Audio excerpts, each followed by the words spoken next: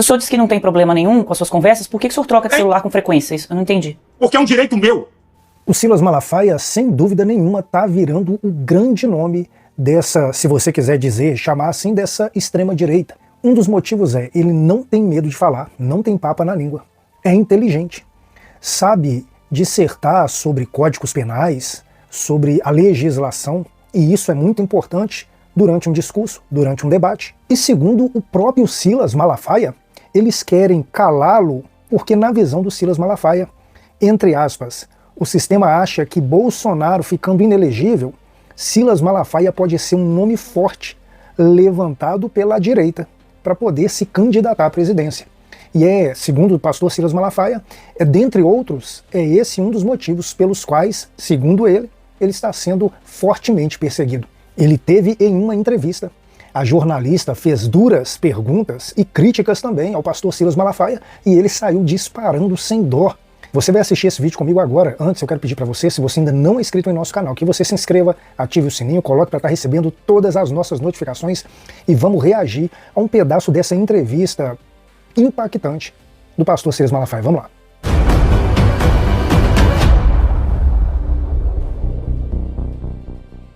Pastor, com relação à Argentina, por que se avaliou uma ida do Bolsonaro, um pedido de asilo para a Argentina e não para os Estados Unidos? Eu não sei de pedir de asilo. Eu não sei. Eu sempre disse para Bolsonaro, não saia do país. Você é um líder. Sofra as consequências que tiver que sofrer. O povo vai reconhecer, a história mostra isso. Não saia para lugar nenhum. Ele disse assim para mim. Agora eu vou te dizer uma coisa. Ó, primeira mão. Primeira mão, hein? Antes desse cerceamento a Bolsonaro. A última conversa pessoal na casa dele. Ele disse assim para mim, Malafaia, você acha que eu vou fugir para uma embaixada, eu sendo policiado o tempo todo, para esses caras me prenderem no meio do caminho e me ridicularizarem? Você tá brincando que eu vou fazer uma coisa dessa? Nem de brincadeira. Então, Bolsonaro não é criança, é conjectura, falácia, sabe? E conjecturas de alguém que fala, Bolsonaro pede asilo numa embaixada da Argentina ou dos Estados Unidos. Eu nunca fui a favor disso. Disse pra ele e declaro mais uma vez pra vocês. E essa questão da Argentina, então, nunca foi comentado com o senhor de que havia... Porque para quem não está acompanhando, né, foi encontrado ali no celular do ex-presidente Jair Bolsonaro, que foi apreendido, uma minuta, né, de pedido de asilo para a Argentina, e essa minuta foi preparada pela mulher do Flávio Bolsonaro, pelo menos foi isso que foi relatado para a gente aqui. Então, esse assunto não passou pelo senhor em nenhum momento, não. E se houvesse o senhor disse que acha que o Bolsonaro tem que ficar no país e enfrentar isso. Se vocês consideram que o que está ocorrendo no Brasil não é algo do Estado Democrático de Direito, por que enfrentar? Ué, como é que você tem que fazer? Você tem que enfrentar porque o Estado Democrático de Direito está sendo violado. O Alexandre de Moraes está violando o Estado Democrático de Direito. Não vamos enfrentar ele? Vamos ficar calados? A última instância jurídica do país? A última instância, você não tem onde recorrer. Vamos fazer o quê? Temos que denunciar o povo. Temos que questionar. Eu repito aqui, minha gente, pode quem quiser proteger Alexandre de Moraes. É uma vergonha. Os crimes dele estão sendo denunciados no mundo. A coisa vai ficar feia. O Brasil não pode pagar o preço por causa de um ditador. Eu tenho denunciado dizendo, cadê os outros ministros do STF? Até onde vão? Vão ficar calados vendo tudo isso acontecer? Outra, eu vou dar uma prova pra você. Já que você entrou nesse assunto, eu vou provar que nunca houve golpe no Brasil. Rapidinho pra vocês, tá bom? Vamos lá. Prova número 1. Bolsonaro foi embora pra América. Prova número 2. Bolsonaro nomeou os comandantes militares que Lula pediu. Como é que ele ia dar golpe nomeando comandante militar que Lula pediu? 3. Lula no poder. A ABIN enviou mais de 30 alertas que podia haver baderna em Brasília. Nenhum deles falou de golpe. Tô dando outra prova. Outra, cadê as câmeras que Flávio Dino escondeu os vídeos? Sabe vergonha? Dona de casa, quebrar Brasília, que eu não concordo? A esquerda fez pior em 2006, em 2014, em 2017, ninguém foi preso. Ó, dano ao patrimônio público no mais de 13 anos. Dano ao patrimônio público. Não existe golpe contra patrimônio público. As pessoas entraram. Um cara agora foi condenado a 17 anos porque sentou na cadeira de Alexandre de Moraes. Tem cabimento uma coisa dessa, gente? Isso é uma vergonha. Mas documentos apreendidos no âmbito dessa operação encontraram ali o tal do plano Punhal Verde e Amarelo, que implicava no assassinato do presidente Lula, do vice-presidente Geraldo Alckmin e do ministro Alexandre de Moraes. Por outro lado... Bolsonaro? Desculpa, não consegui ouvir o pastor. Só pegaram o plano com o Bolsonaro? Só para eu concluir aqui. Com o Bolsonaro? Sim, mas o plano era para que o Bolsonaro permanecesse no poder. Então, eu só estou trazendo aqui, pastor, o que foi colocado para que o senhor possa comentar. Tá? Eu estou fazendo o contraponto da questão que o senhor disse que não teve um golpe, então eu queria que o senhor comentasse em cima do que... vou comentar. Deixa eu só concluir aqui a pergunta. Então, o Supremo Tribunal Federal coloca né, como responsabiliza esse grupo e diz que houve sim uma tentativa de golpe por conta desse plano Punhal Verde e Amarelo, que implicaria no assassinato, né, do presidente da República, do vice e do ministro Alexandre de Moraes. E também o próprio Jair Bolsonaro, ele admite que ocorreram conversas que o incluíram para se decretar um estado de sítio no Brasil. O Bolsonaro diz que isso não é golpe, porque o estado de sítio precisa ser aprovado ali pelo Congresso, mas o estado de sítio significa que, né, você sufoca os outros poderes e o presidente da República tem toda a autonomia ali para comandar o país. Isso não é um golpe? Uma tentativa de golpe? Deixa eu falar para você. Vamos começar. Punhal Verde e Amarelo. O que um maluco tem no seu iPad tem a ver com o Bolsonaro? Onde é que na hora diz, ok, tô liberado. Ponto 1. Não tem nada a ver. Ponto 2. Essa é a melhor que colocou. Obrigado. A minuta de golpe. A fake news produzida por jornalista de esquerda, onde o ex-comandante do Exército, em depoimento à Polícia Federal, e agora o STF diz, Bolsonaro apresentou um documento de hipótese. Vamos lá? GLO, Garantia da Lei e da Ordem, artigo 142 da Constituição. Estado de sítio e Estado de defesa, artigo 136 ao 139 da Constituição. Você quer dizer pra mim que alguém que usa a Constituição quer dar golpe? Isso é brincadeira. A Constituição foi feita para ser cumprida em outra. Estado de sítio e Estado de defesa só pode ser instituído da seguinte forma. É chamado, como é que é? O negócio da República, tem um nome aqui que eu agora me falei. Conselho da República. Tá? O Conselho da República tem que aprovar e a maioria do Congresso Nacional. Ué, algo constitucional é golpe? Vocês já viram alguém dar golpe com Constituição? Isso é uma piada. E outra, hipótese. E outra, olha aqui, os militares rejeitaram. Bolsonaro apresenta um documento com hipótese, baseado na Constituição. E a imprensa esquerdopata usa uma narrativa que o ex-comandante ativa de que minuta de golpe, onde alguém vai dar golpe com a Constituição. Gente, isso é uma brincadeira. Eu não acredito nisso. Isso é uma brincadeira. Golpe com a Constituição em nenhum lugar do mundo. Golpe é com arma. Golpe é com forças armadas. Isso é que é golpe. Lula estava livre e solto na baderna do dia 8. Essa que é a verdade.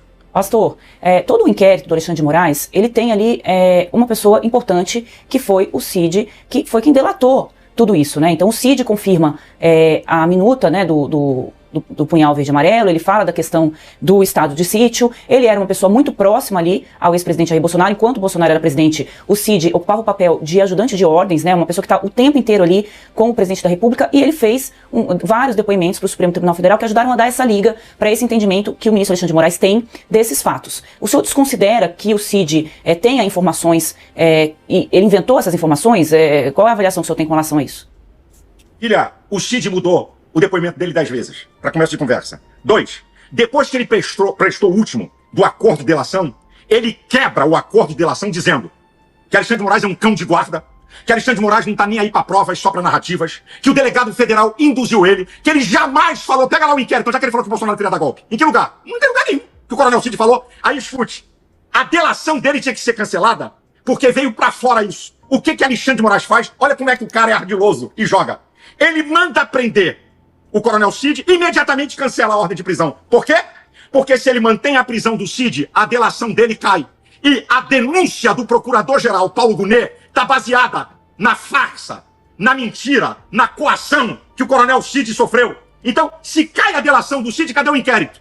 Então, a lei, filha, não sou eu, a lei diz que uma delação sendo quebrada, ela tem que ser cancelada. E por que Alexandre de Moraes não cancela? Porque ele é um ditador.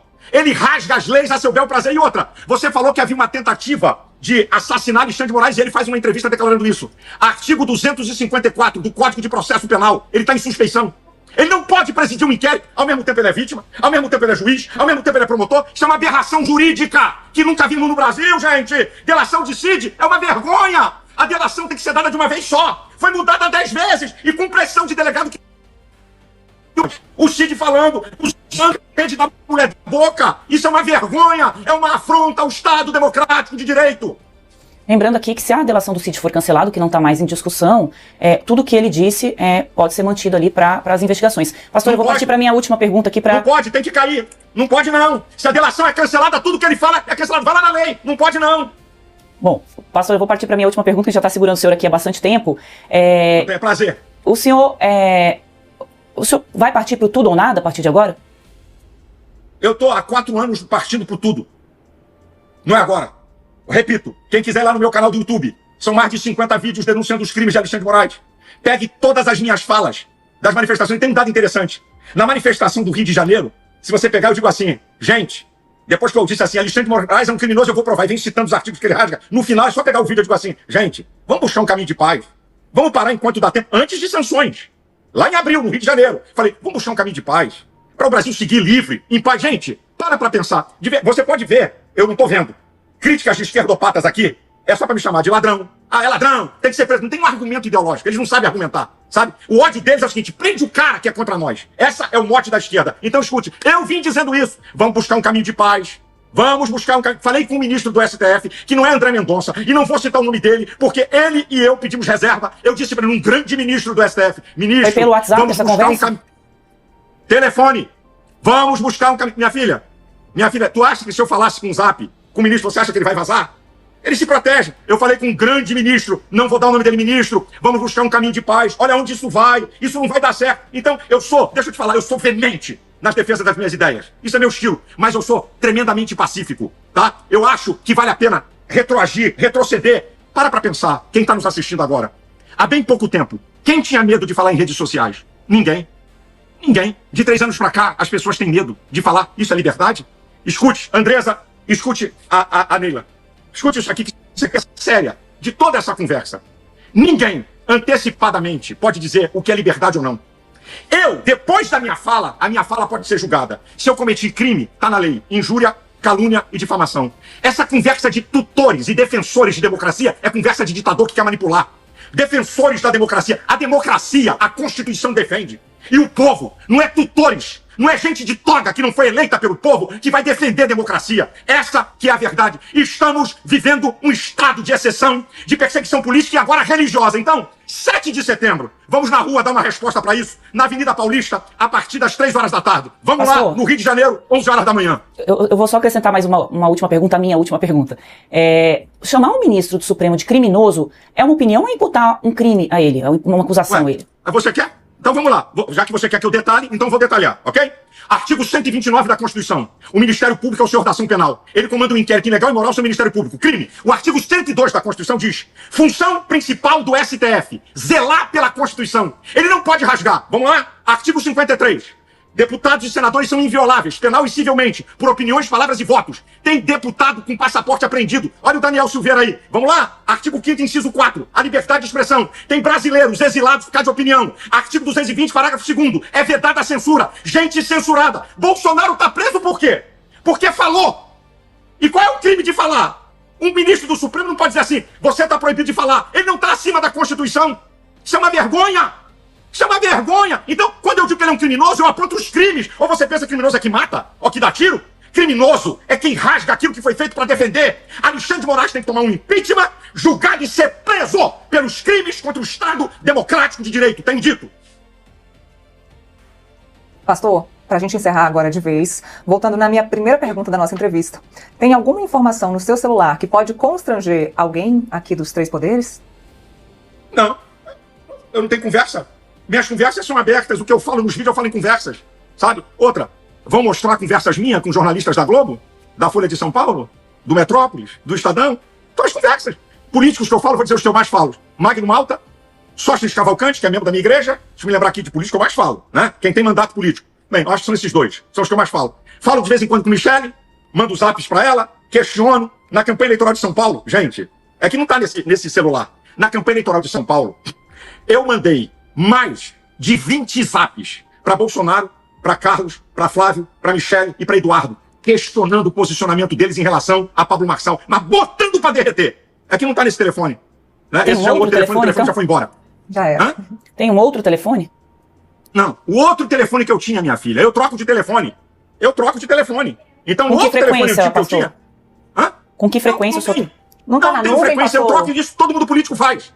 Depois começou a instalar covardia de perseguição, as pessoas trocam de celular. Agora, nenhum crime. Se eu pegasse celular, se estivesse aqui na minha casa, eu mandava pra vocês e abria aqui, ó. Ó, como é que eu sou veemente. Olha aqui meus questionamentos. Eu não tenho medo de nada. Não tem nada contra mim. Ah, deixa eu falar.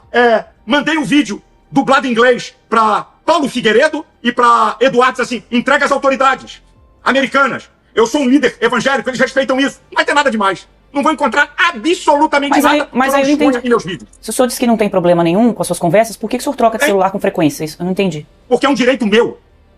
Como é seu. Eu troco de celular a hora que eu acho, a hora que eu bem entendo. Não devo satisfação a ninguém que eu tô livre. Troco de celular por causa de covardias como essa.